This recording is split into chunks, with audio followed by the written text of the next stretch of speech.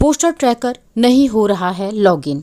ये बहुत बड़ी समस्या बन करके आ रही है सभी आंगनबाड़ी बहनों के सामने। पोस्टर ट्रैकर लॉगिन कर रहे हैं तो ओटीपी नहीं आ रही है, एमपिन सही नहीं हो रहा है। इन सारी समस्याओं का हो गया है समाधान।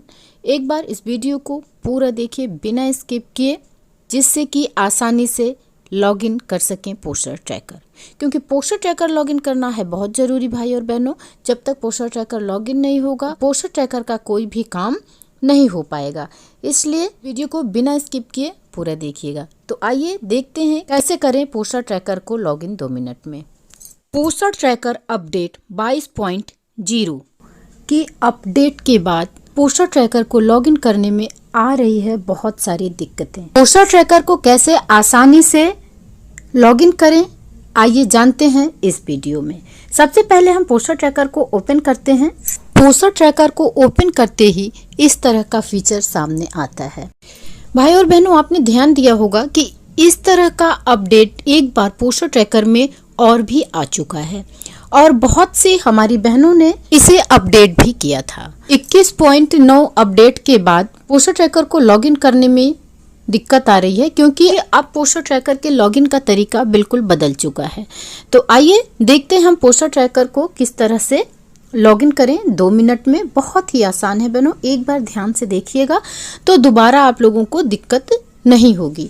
और एक चीज और हो गई है, इसमें एमपिन भी आप लोगों को बदलना होगा। पहले से जो एमपिन हम लोगों को विभाग द्वारा दिया गया था, उस एमपिन को आप अपने मन से 4 अंकों का एमपिन रख सकते हैं, उसे बदल सकते हैं, चाहे जो रखें, लेकिन उसे याद रखिएगा ताकि जब भी आपको अपडेट करना हो तो आप भूले नहीं और उसी पिन पर उसे अपडेट कर सकें।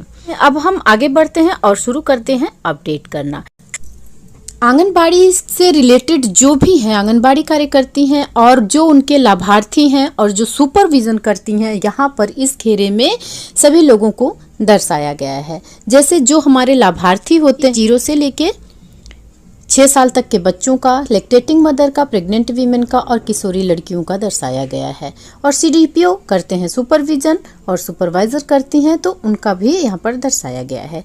आइए अब हम देखते हैं आगे हमें क्या करना है।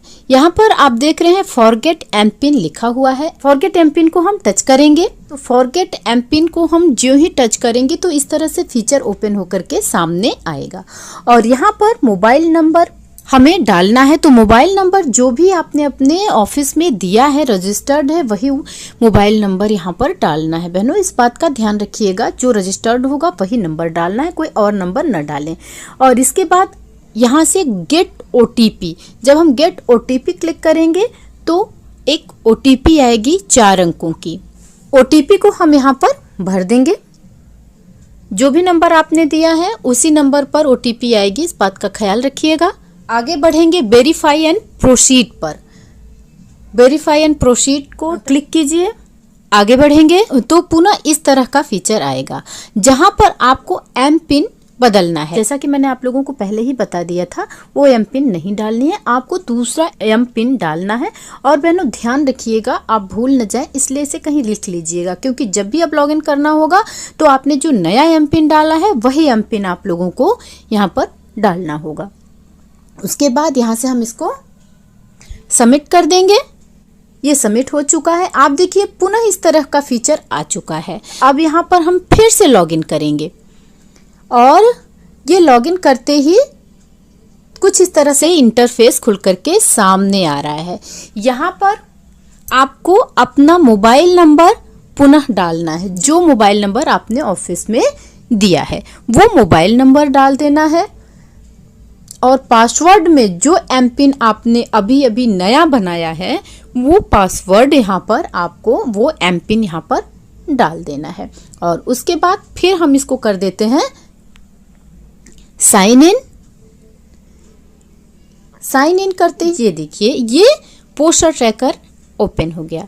तो ये ज़्यादा समस्या की बात नहीं है बहनों, 2 मिनट की बात है। ध्यान रखिएगा, बड़े ही आसानी से आप अपने पोस्टर ट्रैकर को लॉगिन कर सकते हैं। बस एम पिन का ख्याल रखना है, एम पिन आप लोगों को बदल देना है। 4 डिजिट का ही एम पिन होता है, तो इसको आप कहीं लिख लीजिएगा ताकि जब भी आपको लॉगिन करना हो तो एम पिन आप भूलें